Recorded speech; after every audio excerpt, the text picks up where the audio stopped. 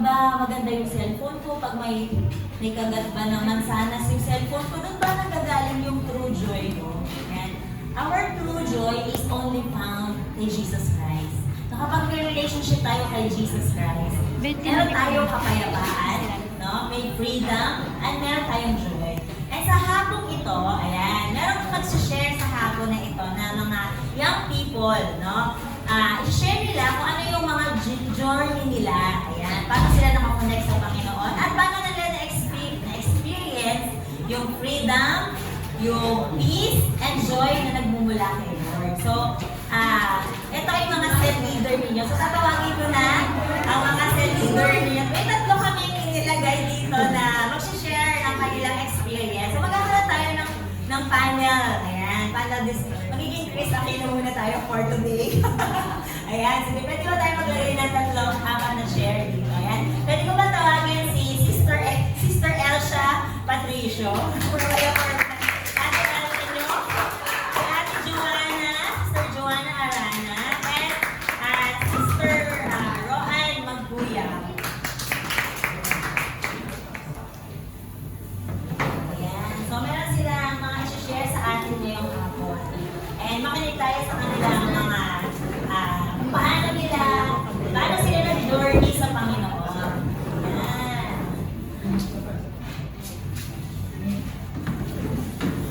Ayan, kilala niyo ba? Nandiyan ba yung leader ninyo? Ayan. Ayan. So, ngayong hapon, meron kami mga question and answer para sa kanila. Pero bago yun, siguro magpapakilala muna sila. At kung ano na ba yung journey nila ngayon, ano yung mga ginagagawa nila sa buhay ngayon? Ayan. Okay, sige. Siguro pwede tayo humingi ng isang microphone. So, ngayong hapon ay uungkatin natin ang kanilang buhay. Ayan. I-share nila kung paano sila na-connect talaga sa Panginoon. Sige, mauna na yung pinaka-cute. Tuturuan ko sila. Sige,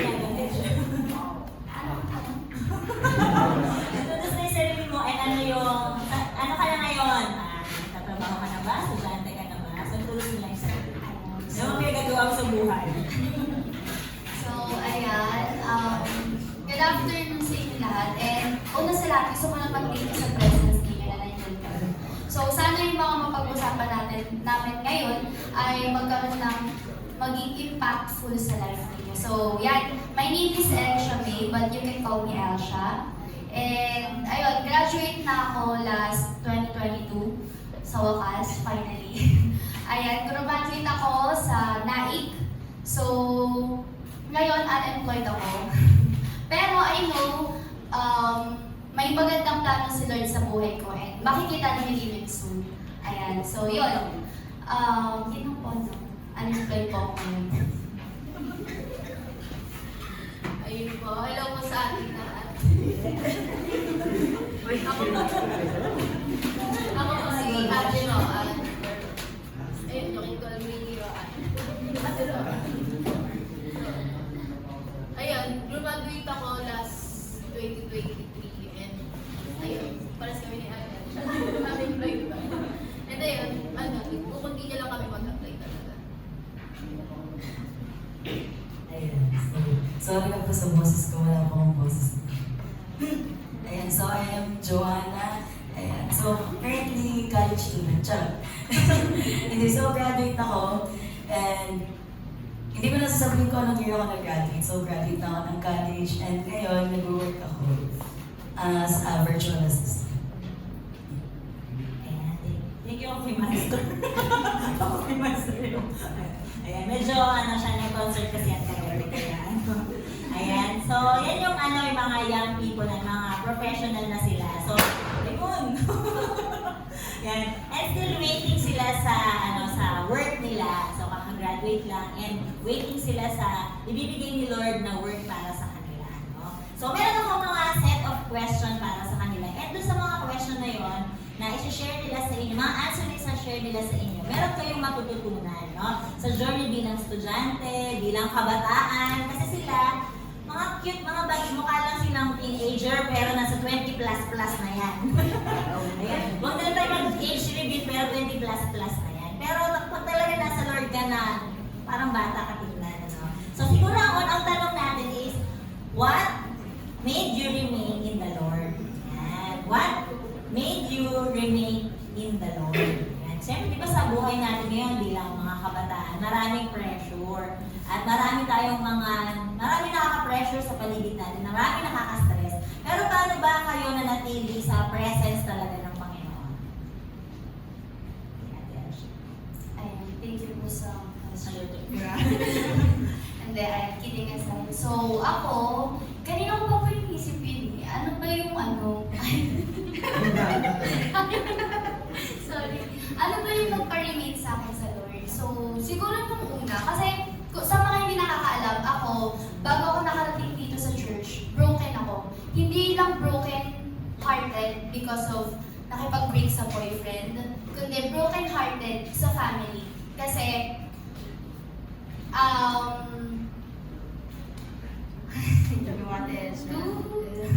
hindi, ayan, ayoko maging emotional kasi gusto ko nga mag-share na ngayon. So, ayun, way back 2016,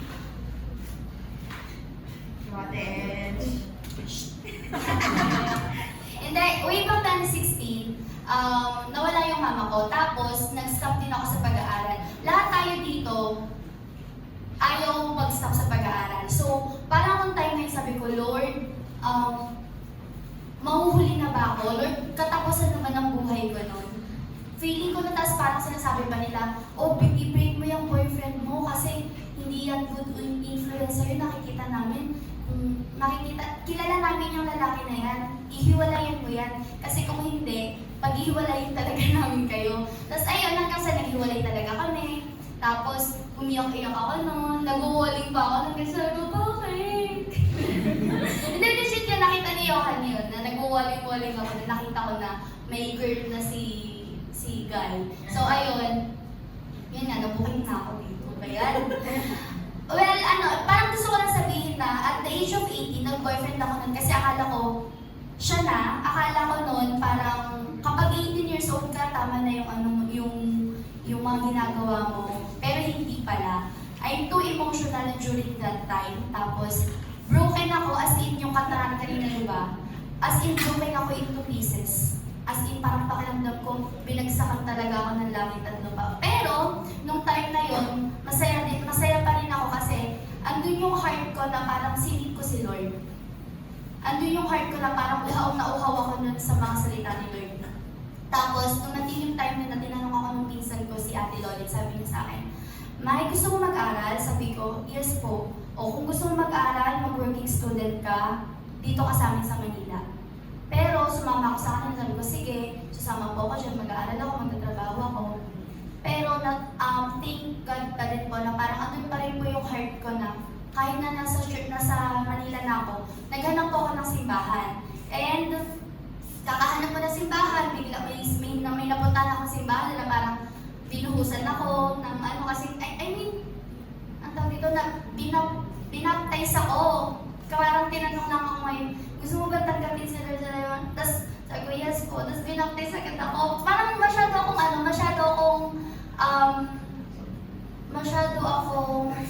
uhaw noon na parang kahit ano pupuntahan ko kasi nga broken ako. Pero nakakatuwa naman na yung pagiging broken ko is si Lord pa din yung hinahanap ko. Tapos hanggang sa ayon, kahit na malayo yung Cavite, yung tita ko parang sabi niya, o sige Saturday, Sunday dito ka sa amin para makapagsimba ka. Tapos ayun, nakakatawa na every Sunday dito nun, di ko alam kung napapansin nila, pero sobrang sabi ko, kilala ba ako ni Pastor? Bakit yung mga preaching niya para sa akin? Sabi ko, bakit lahat ng mga sinasabi niya para sa akin? Tapos ayun, iyak lang ako ng iyak every Sunday nun.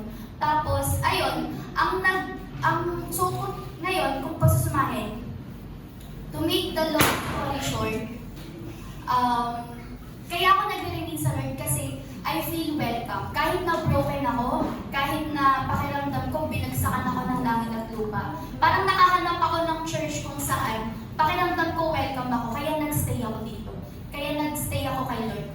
At hindi lang dahil sa mga tao, pero naramdaman ko na si Lord hindi nagkulang sa buhay ko. Si Lord hindi man laging oo yung sagot niya sa mga prayers ko sa Kanya. Pero si Lord laging nandyan. Alam ko lagi siyang nandyan. So, yun yung nagpalitin talaga sa akin na parang pakiramdam parang kahit nawalan ako ng nanay, kahit na nag-stop ako sa pag-aaral ko noon, pero nakahanap ako ng isang church kung saan hindi tinignan yung past ko, pero parang pinaramdam nila sa akin na welcome ako. So ayun, yun yung sa akin. Kaya ako nag-stay kay Lord.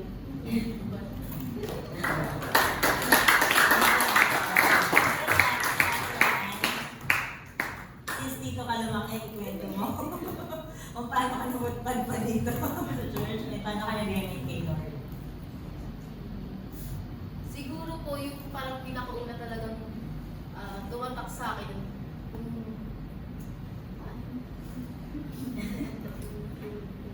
So ayun na, kung bakit ako nag-remain kay Lord. Siguro yung unang-unang parang masabi ko parang dahil kay Papa din po talaga na ano.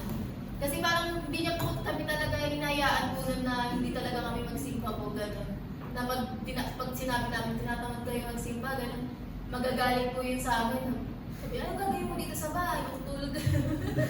Tapos ayun po, parang yung sa simpleng gano'n niya po, hanggang sa parang nagkaroon po ako ng parang yung heart ko po is naging willing na parang umatid na kahit hindi niya po sabihan. Ayun kami po nila ni Golden, parang medyo pag tinatamad po kami parang ayun nga po. Ayun po, pag tinatamad kami magsimba, ayun pa, pagalitan kami ni Papa, tapos mapapasimba pa rin po kami gano'n.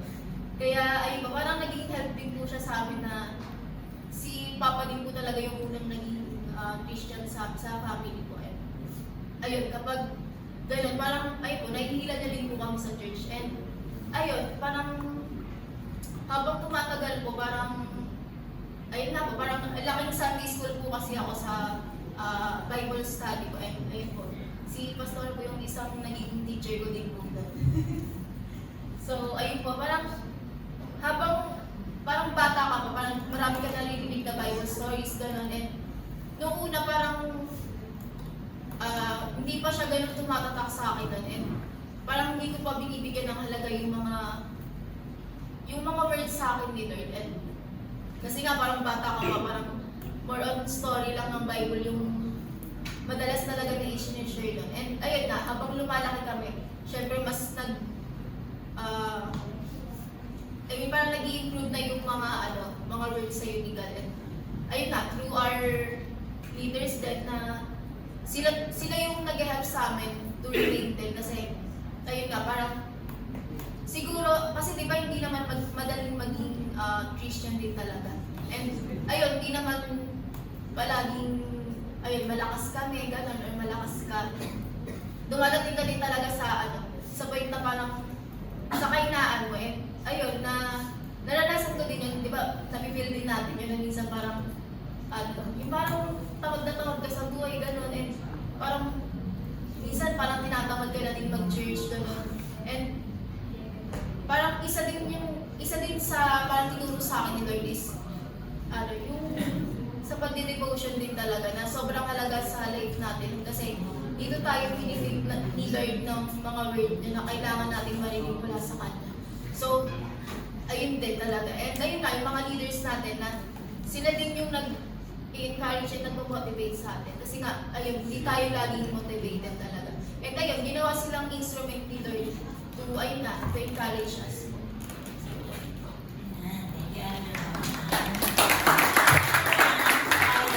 Thank you, kapatid ni Rochelle, yung kumanta kanina, at saka ni Ate Nicole. Sila yung mga pag-guest pala, nandito na sila sa church. Si Ate Joanna. Pagkwento yung boses. So ako po ay, laking church po ako. So, yung parents ko, very involved na sila sa music ministry. So, kaya kami magkakapatid na expose kami. So yung nagpapakanta kanina, kapatid ko, isa sa mga kapatid. Tapos, ayun, yung father ko, deacon siya ngayon. Tapos dati, parang active siya as leaders. Yung mother ko, bago rin siya kunin ni Lord, ay worship leader din siya dito sa church. So, parang ako early on pa lang, mga grade school pa lang, parang tumutugtog na rin ako sa worshiping. Pero ito pa yung instrument ko dati. Tapos, yun, siguro yung nakahelp talaga sa akin, syempre mga kilala yung parents ko. Kasi, syempre sila yung yung nagpamotivate sa akin na mag-umisip ng umaga. Tapos hinahanda nila kami para umatin ng church. Pati sa bahay, bina-Bible quiz kami ng mami namin. And ayun, syempre as we grow up, yun ako, yung tumanda rin ako, mas lalo na yung nawala kasi yung mother ko after graduate from high school. So that time talaga parang, medyo on my own ako. And yung syempre na-experience ko mas lalo yung hardships nung nag-college ako. And yun, parang nakakawala. Pero ang masasabi ko, isa sa mga bagay na nagparinig sa akin kay Lord, even though may mga experience ng hardship, is syempre yung word niya. Dapat talaga, kahit nanghihina tayo, huwag natin ipagpalit yung church, yung pag-attend ng church. Kasi doon tayo makaka-receive ng strength. Mas lalo na pag nakikita ng preachings, kahit hindi naman alam yung pastor yung buong buhay mo, parang tamang-tama sa'yo. And yun nga, encouragement siya sa atin. Tapos syempre, dapat surrounded tayo ng good people. So, katulad ng sabi nila, yung mga leaders natin, dapat open tayo sa pastors natin. Syempre, manghihingi na tayo ng advice kapag yung sirang-siraan yung buhay natin, doon pa tayo sa masisirain yung buhay natin. Syempre, doon tayo sa kaya ipag-pray tayo, di ba? And encourage tayo, bigyan tayo ng sound advice kasi life. So, yun yung mga nag-permit sa akin, yung leaders ko, yung word ni Lord, and syempre yung mga cell members ko, kaya yung mga church people. Ayan, thank you sa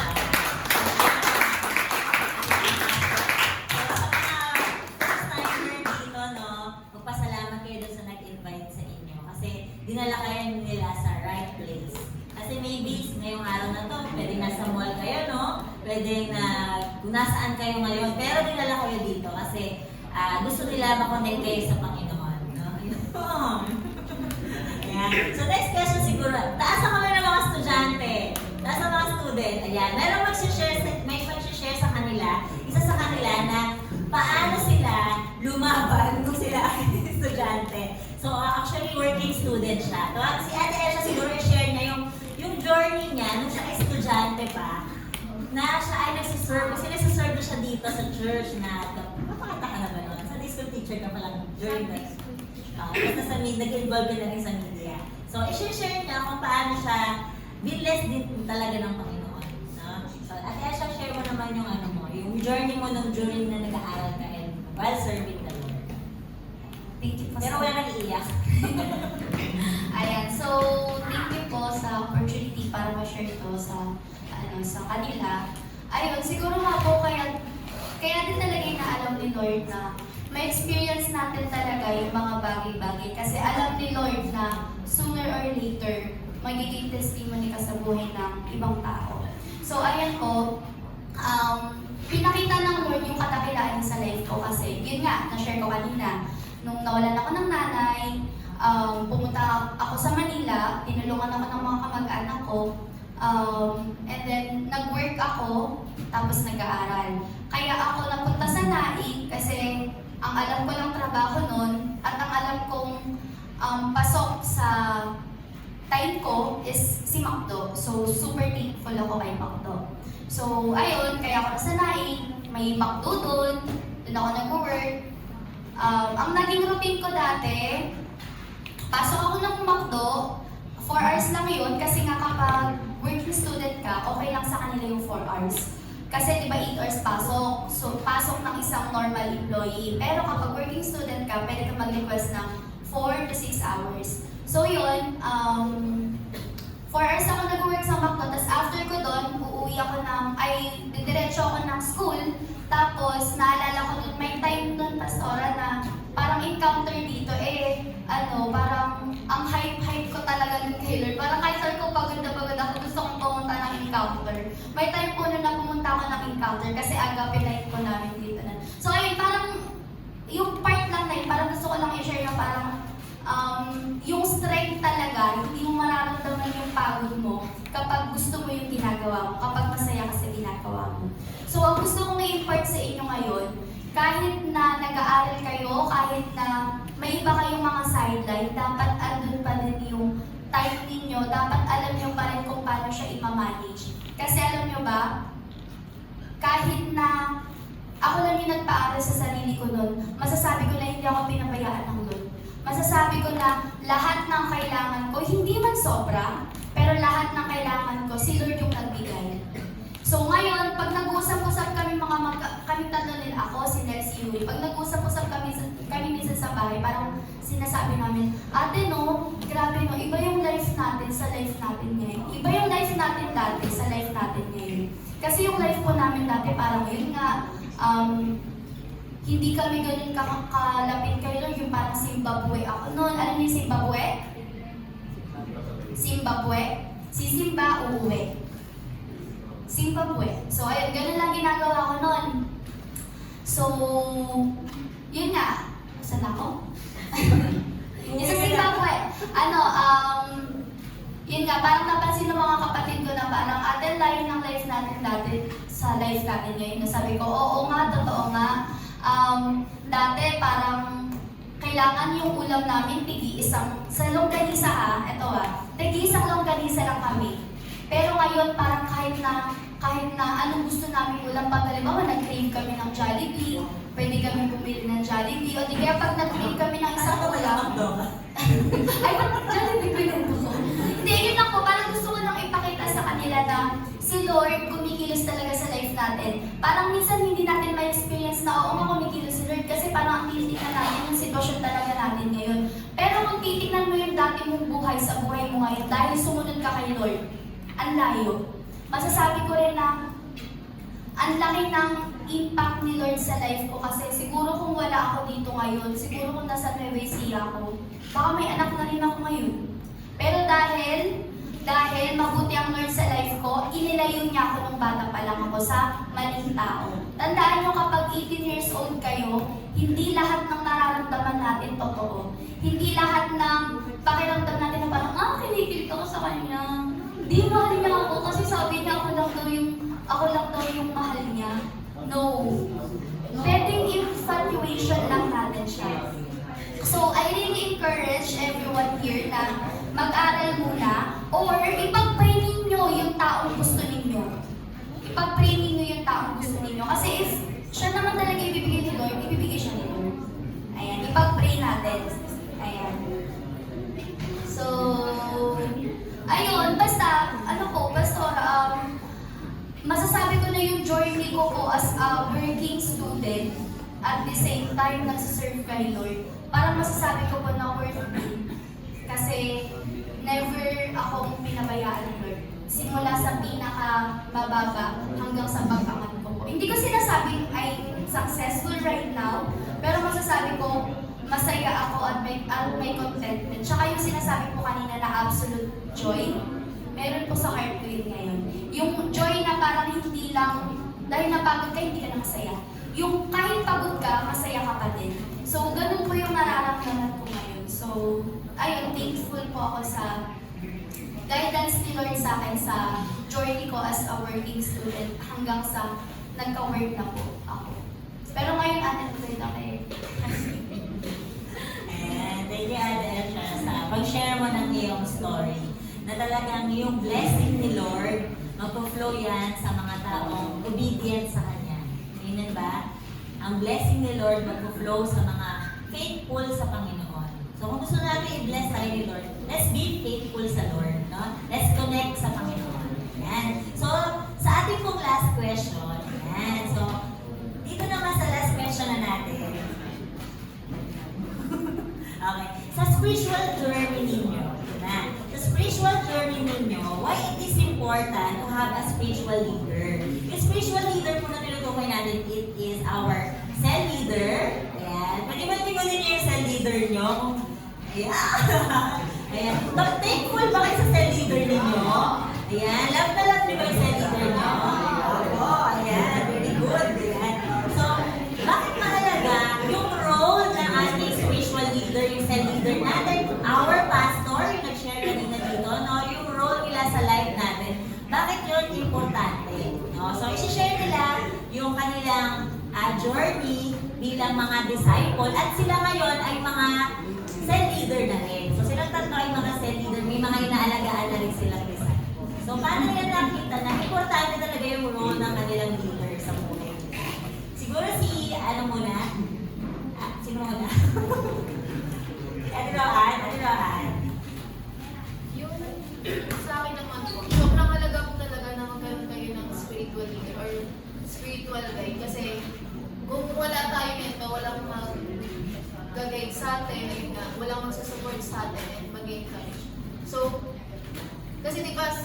yung mga spiritual guide natin, sila yung ayun nga, mga nag-guide, nagsusupport sa atin, and nagbibigay ng encouragement along the way. Kasi, hindi, di ba pag may mga problem tayo, minsan ino-open din natin sa kanila. And, ayun, na kapag lumapit tayo sa kanila, syempre, may mabibigay silang word sa atin. And yung word na yun, hindi lang based sa sarili nilang wisdom, kundi, nanggaling yung wisdom na yun, leader. And, ayun, kapag, ayun nga, yung sobrang halaga talaga na magkaroon tayo ng spiritual guide. Kasi, ayun nga, na sila yung nag-guide talaga sa atin. And, ayun, masishare nila yung mga naging experience nila sa atin kasi napagdaanan na nila yung mga pinagdaanan na rin natin. And, ayun, na may help talaga nila tayo to grow spiritual. Si Ate Nene. Ayun po. So, sa akin po, ayun, yung mga cell members po. So, bakit nga po ba importante na may spiritual leaders tayo? Siyempre, katulad po na na-share ko kanina, no? Sila yung nagbibigay sa atin ng encouragement kapag naghihina tayo. Ayan. So, sila po nagbigay sa atin ng advice. Hindi para mapahamak tayo, pero para mas mapabuti tayo. So, yung iba kasi parang pag inisip nila na cell leader, spiritual leader, lumapit kay pastor, lumapit kay pastor. Parang nasasakal, inisip nila yung parang baka kontrolin yung buhay nila. Pero hindi nila kinokontrol yung buhay niyo. They are just guiding you para hindi na kayo mapahama. Kasi nga, syempre, pag nag-share kayo, parang nagsisympathize din yung mga sa leaders nyo, yung mga leaders na binigay sa inyo ni Lord. So, alam nila kung ano yung mga dapat ipag-brace sa inyo. Syempre nga, katulad na sabi ni Rohan kanina, yung wisdom or yung mga words na sinasabi nila is not from them naman, pero guided sila ni Lord. Ayan. So, sila ay exalted spiritually ni Lord. And, dapat tingnan natin yung as blessings. Yung mga leaders natin, mga blessings natin yan. So, kami, na-experience namin. Ayan. So, dahil nga, i-share ko na lang din. So, kami part ng home office team. And through our leaders, no, sila yung nag-open sa amin ng opportunity para mag-involve sa home office. And ayun na po, meron na rin akong client and thankful po ako na through the guidance of my pastors po, yung pagpupush nila sa akin and yung pag-pray nila sa akin. Is ayun po, meron po akong job ngayon. That, ayun po, kahit paano nakapagbigay po ako sa family ko and sa church po. Yan, next. Ate Elsa, last. Sa akin po, ang kahalagahan po ng mayroong spiritual leader is that sila yung tutulong sa inyo simula sa pinakamababang point ng life ninyo hanggang sa pinakamasayang point ng life ninyo. Masasabi ko yan kasi patunay ako na yung leader ko, tinulungan niya ako na magstay sa church. Kasi may time na dumating ako na parang sabi ko, Pastor Tana, alis na lang ako kasi basta may specific situation na yun. Pero alam niyo kung anong pinayo sa akin ng leader ko? Sabi niya, hindi mo kailangan umalis kasi kapag na kay Lord ka, mas maitatama yung life mo. So, ganun yun. Maswerte tayo kapag may mga spiritual leader tayo kasi nai-help nila tayo kung paano mag-decide ng tama. Kasi alam niyo ba, kapag nag-ask tayo ng payo sa ibang tao na hindi naman, like, siguro sa friend natin, ate friend natin, baka iba yung maipayo nila sa atin. Pero kapag spiritual leader, kapag guided ni Lord yung tinatanungan natin or yung sa leader natin, pag sa kanila tayo nagtanong, alam natin na guided sila ng Lord. Hindi lang sa kanila nagagaling, sabi nga natin Roan kanina, kundi yung wisdom na nagagaling sa Lord, yung ibinibigay nila sa atin. So, ganun yung kahalagahan ng pagkakaroon ng isang spiritual leader sa life natin. Mahi-help nila tayo na mag-stay at mag-grow sa spiritual life natin or sa relationship natin kay Lord. So, yun lang po sa akin. Ayan. Pwede ko ba apakan natin ang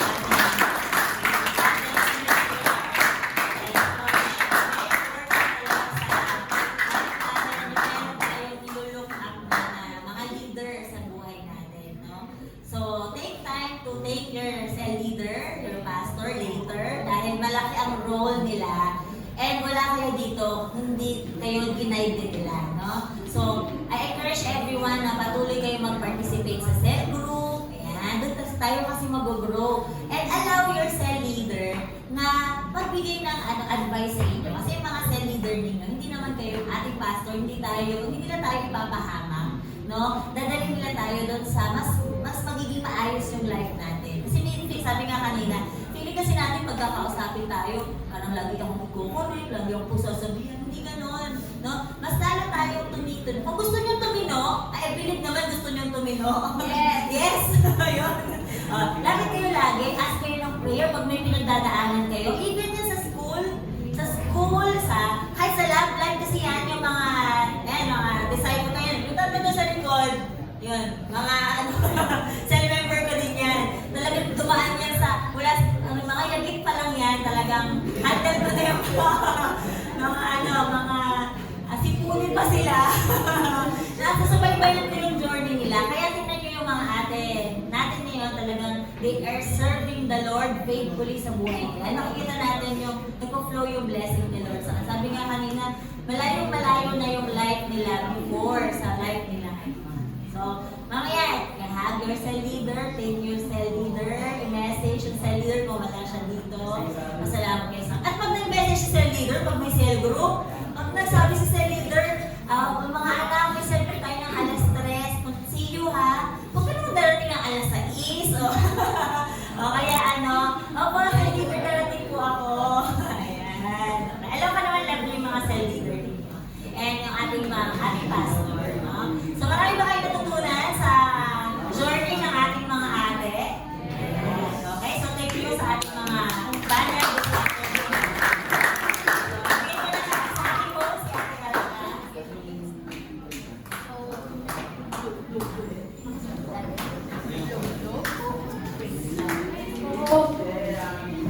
Ayan. So, alam ko, marami tayong napulot at marami tayong natutunan.